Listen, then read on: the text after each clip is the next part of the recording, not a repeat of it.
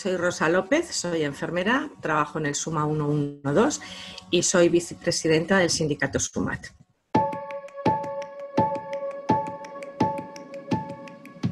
Los SWAP son los servicios de urgencias de atención primaria. Son unos servicios que dependen del SUMA 112. En Madrid, en la Comunidad de Madrid, hay 37 centros y atienden a la población las noches, los fines de semana y festivos. Es decir, que nosotros abrimos cuando cierra primaria. Hay otros dispositivos que son similares a los nuestros, que son los SAR, los servicios de atención rural, pero que dependen de atención primaria. Y están ubicados en centros, en pueblos, es decir, en zonas rurales y que en la que hay pues, menos habitantes.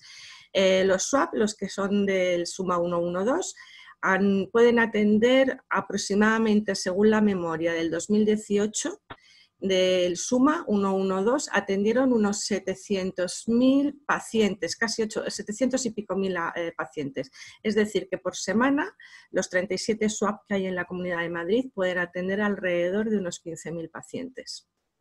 He de decirte que los SAR, que dependen de atención primaria, en ningún momento de esta pandemia han cerrado.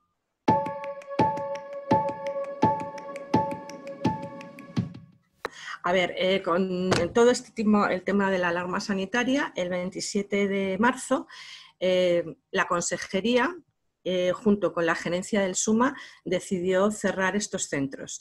Las explicaciones, evidentemente la Consejería no da ninguna explicación y nuestra gerencia cuando se cerraron tampoco dio ninguna explicación. Simplemente unos días antes recibimos una nota diciendo que se cerraban los SWAP sin dar explicación, como te he dicho, y que los profesionales pasaríamos a realizar nuestra jornada laboral en las noches en el IFEMA, en el hospital de campaña. A partir de esa fecha han permanecido cerrados y cuando se cerró el hospital de campaña el día 1 de mayo, que se cerró definitivamente, los profesionales pues, nos han ido distribuyendo según si teníamos adaptación, si no teníamos adaptación, y lo que ha hecho el SUMA ha sido cubrir todos los coches médicos, que son aproximadamente también unos 36-37, y luego habilitar coches alquilados blancos, como unos 20, y ha metido en estos coches un conductor y una enfermera. Entonces, desde la fecha de que se cerró ya el IFEMA, el 1 de mayo, continuamos cerrados. Las razones no te las puedo decir, el por qué cerramos en un principio y por qué no abrimos ahora.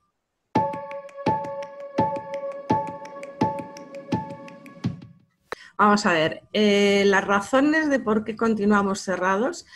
Nosotros como sindicato llevamos pues como 15 días intentando contactar con la viceconsejera Ana Dávila y no nos ha contestado en ningún momento, solo nos ha atendido la secretaria. Al consejero este lunes le mandamos una nota también pidiendo explicaciones de por qué continuaban cerrados y tampoco nos ha contestado. Es decir, esta administración mantiene de forma habitual un silencio administrativo ofensivo, es decir, nunca se dan ninguna explicaciones a ninguna de las notas que nosotros mandamos.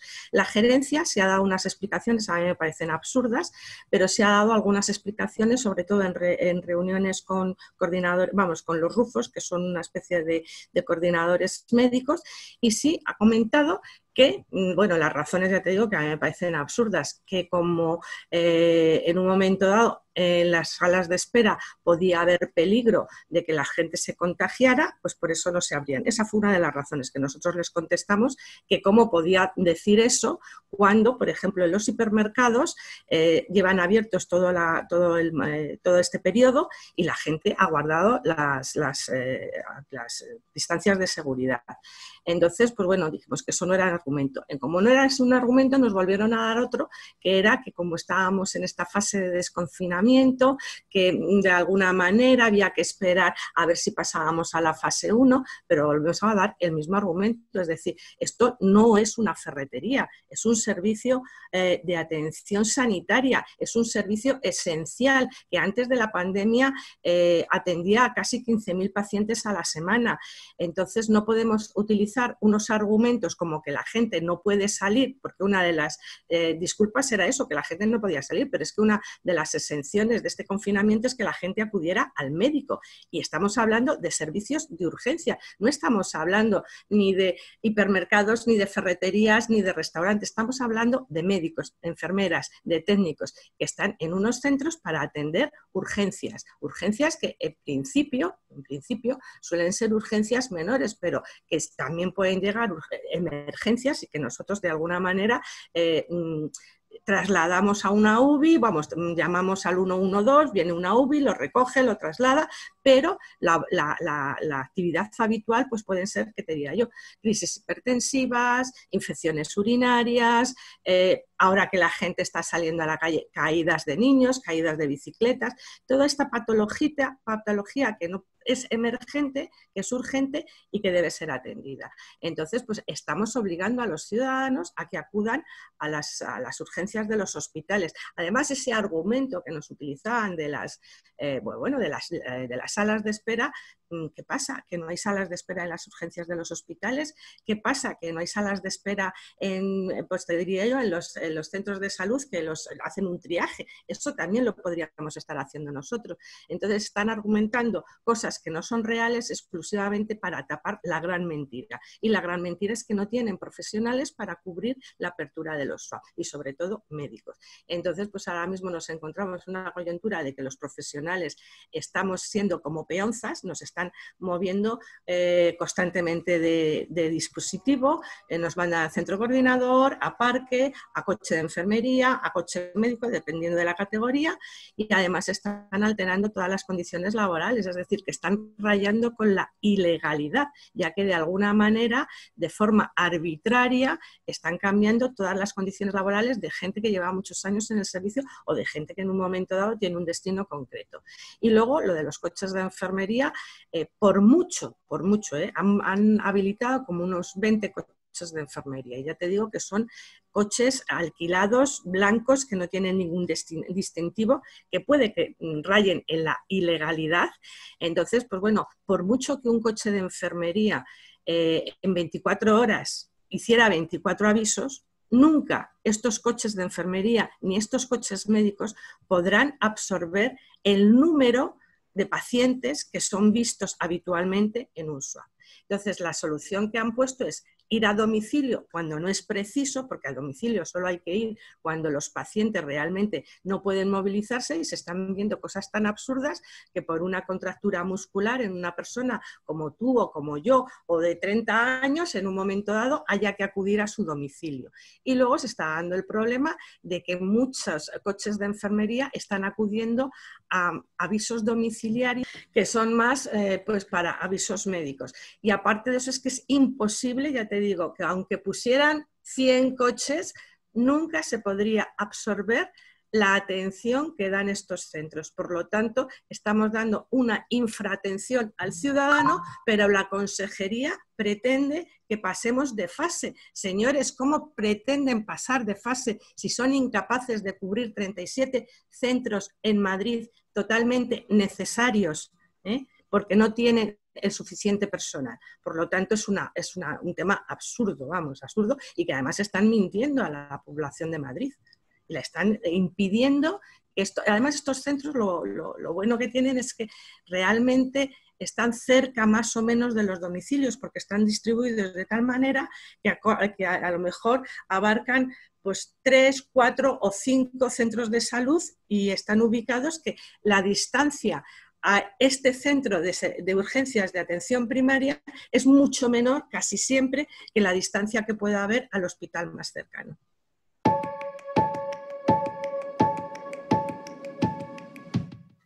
El riesgo de que estos centros no estén abiertos es muy importante. Es primero, el que cada vez la gente va teniendo menos miedo, va saliendo más y que cada vez la gente demanda más atención sanitaria, que hasta este momento esas cuestiones menores, como te he dicho, pues a lo mejor se aguantaban hasta el lunes para consultar con su médico de atención primaria o bien intentaban aguantar un poco más a ver si se les pasaba, etc. Pero la gente cada vez necesita, se han demorado muchas muchas atenciones, es decir, muchos pacientes hipertensos se han descontrolado, muchos pacientes diabéticos se han descontrolado. Entonces, en un momento dado, esa infratensión que se está dando actualmente va a conllevar, pues eso, que se aumente la demanda de las urgencias hospitalarias. Y luego un tema muy importante, a toda esta gente se le está diciendo que llame al 112 y desde allí se activa un dispositivo para que acuda a su domicilio. Es decir, no podemos volver a consentir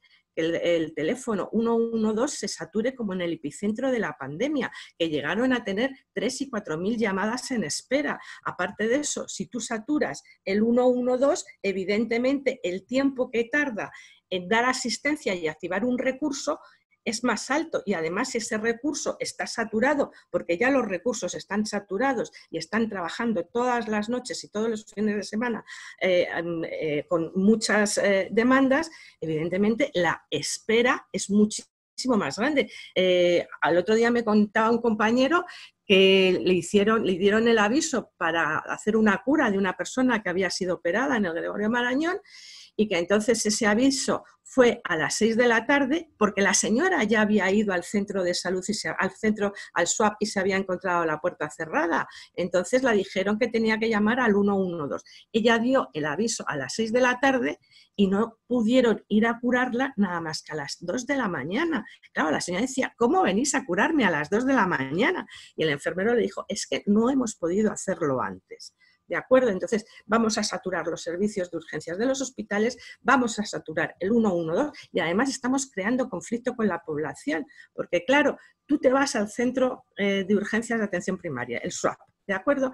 Y entonces te encuentras la puerta cerrada, pero dentro hay sanitarios, porque estos centros se están utilizando como base de los coches médicos y los coches de enfermería. Entonces tiene que salir alguien y decir, señor, señora, no le podemos atender. Claro, la gente se enfada. ¿Cómo que no me pueden atender si dentro hay sanitarios que les veo ahí que están vestidos y que no están haciendo nada? Te dicen eso. Entonces tú, con mucha paciencia, tienes que coger, explicarles que estamos cerrados y decirles que acudan de nuevo a su domicilio y que llamen al 112. Ya hace poco en Alcalá de Henares tuvo que acudir la policía porque hubo una persona que se negó en rotundo a marcharse. Entonces, pues bueno, ¿qué está ocurriendo? Pues una infraatención a la ciudadanía de Madrid, y que además, encima, los ciudadanos no lo saben y no saben que no se están abriendo porque no hay suficientes profesionales para abrirlos. Entonces, pues este es un problema que lo único que ha hecho ha sido poner en evidencia la falta de recursos, tanto humanos como materiales, y en el caso del SUMA, algo que llevamos arrastrando desde hace más de 5 años. Es decir, antes de la pandemia, en el SUMA nunca, ninguno de los 365 días se cubrían al 100% los dispositivos. Hubo momentos en que de los 36 coches médicos que tenían que estar circulando por Madrid, solo circularon 10 o 12 o 15. Por lo tanto, partíamos de una situación muy complicada. ¿Qué ha pasado ahora? Que ha explotado y que no son capaces de abrir estos centros.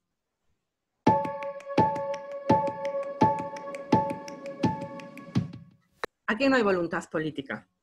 Ese es el problema fundamental. Es decir, en nuestro caso, además, es que el problema no es que hubiera recortes, es que ni los puestos básicos se cubrían ningún día al 100%. Ya te he comentado que todos los días del año había puestos sin cubrir y que un médico tenía que atender los pacientes de 1 o 2 puestos de médico que ese fin de semana estaban sin cubrir.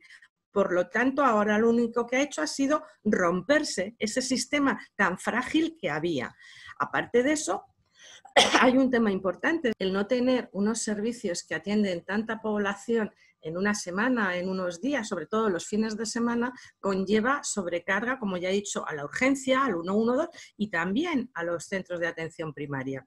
Entonces, yo creo que los ciudadanos deben exigir que estos centros se abran, porque son unos servicios públicos que son suyos, que les pertenecen y que además hacen una función esencial, que es atender a la población las noches y los fines de semana que sus centros de salud no están abiertos. Entonces, por una decisión de la consejería, por no ser capaz, porque además hay soluciones, evidentemente las soluciones son contratar gente. Lo que pasa que en el SUMA se da la circunstancia de que si tú eres un profesional y tienes una oferta de trabajo en el SUMA, en atención primaria o en hospital, vas a optar por atención primaria o por el hospital. ¿Por qué? Porque las condiciones laborales en el SUMA son nefastas, es decir, trabajamos las noches, trabajamos los fines de semana, tenemos una sobrecarga laboral importantísima. Te digo que hay veces, fines de semana antes de la pandemia, que un médico a lo mejor se veía 150 pacientes en 12 horas.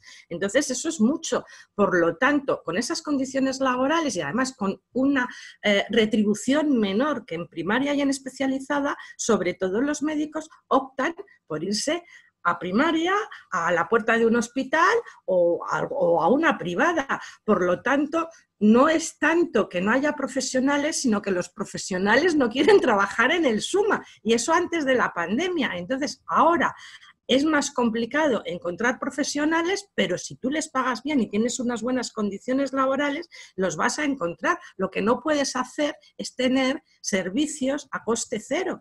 Es decir, el otro día me decía una compañera de atención primaria que les están echando un globosonda y que les están diciendo que, bueno, que a ver si ellos van a poder cubrir los sábados y los domingos en los SWAP. Y decían que a lo mejor lo pueden cubrir, pero que evidentemente exigen retribuciones. Y les decían que, bueno, que el domingo se pagaría la atención continuada, que el sábado nada, y que luego se haría un acuerdo con las horas, tal, jornada laboral, es decir, a coste cero. Y a coste cero la gente está tan cansada que ya no quiere, no puede, es que además no puede. Entonces, pues bueno, tenemos este problema de que no hay bastante profesionales ahora mismo y la consejería no tiene voluntad política de resolver este problema. Y no es ni por el tema del contagio en las salas de espera, ni es tampoco por el tema de la fase de la desescalada. Eso son mentiras y disculpas. El problema fundamental es la falta de personal y la falta de voluntad política de la consejería de hacer contratos dignos a los profesionales, ni más ni menos. Es tan sencillo como eso. Es igual que lo que ha pasado con los equipos de protección, es decir, los equipos de protección hemos ido a un mercado que era totalmente, pues bueno, caótico, y entonces antes de dárselos a los profesionales no han tenido ni tan siquiera la decencia de comprobarlos en los laboratorios adecuados. Y nos han estado dando equipos de protección que ni tan siquiera cumplían y que tan siquiera protegían lo que tenían que proteger. ¿Por qué somos la comunidad de Madrid donde más contagiados hay? Pues por esta razón, porque evidentemente los ciudadanos nos han cuidado, pero los políticos y los gestores que nos tenían que cuidar no nos han cuidado, ni más ni menos. Realmente tenemos un problema a nivel institucional, pero a nivel institucional importante. Es decir, nosotros hará como un mes empezamos una demanda, hicimos una demanda por lo penal contra la consejería y contra toda la viceconsejería, etcétera, con todos los cargos de la Comunidad de Madrid por la falta de equipos de protección en el IFEMA, que ya sabes que acudimos ahí cuando se cerraron estos centros, los SWAP. Se mandó la demanda a través del abogado nuestro y hará como una semana o así hemos tenido la resolución. El juez no admite la demanda, aunque dice que tenemos razón, aunque dice que hemos estado sin equipos de protección adecuados, pero considera que no ha habido dolo. Es decir, dolo quiere decir que no ha habido de alguna manera intencionalidad. Entonces te viene a decir que como no tenían nada, otra cosa es lo que nos han dado. No, señores, es que ni tan siquiera la justicia puede decir eso. Lo que tiene que decir es, vamos a ver, evidentemente no tenían otra cosa, pero vamos a investigar y abrir diligencias previas para de alguna manera los responsables que por lo menos den la cara y por lo menos señalarlos. Yo no te digo que los metan en la cárcel, pero sí que los juzgados, y además era un juzgado de lo penal, que hubiera investigado qué ha pasado y quién ha sido el responsable de que no tuviéramos equipos de protección. Porque nos da la razón, pero dice, como no ha habido dolo, no hay ningún tipo de responsabilidad. No, señor, la responsabilidad existe, que evidentemente no les van a meter a ustedes en la cárcel, bien, pero depure responsabilidades, que estos señores siguen cobrando sus sueldos en sus puestos de trabajo, mientras que muchos compañeros nuestros han sido contagiados y muchos compañeros nuestros han fallecido. Los responsables son ustedes, que dicen que no hay dolo, y ustedes, que realmente no se han preocupado de comprobar esos equipos de protección antes de dárselo a los profesionales.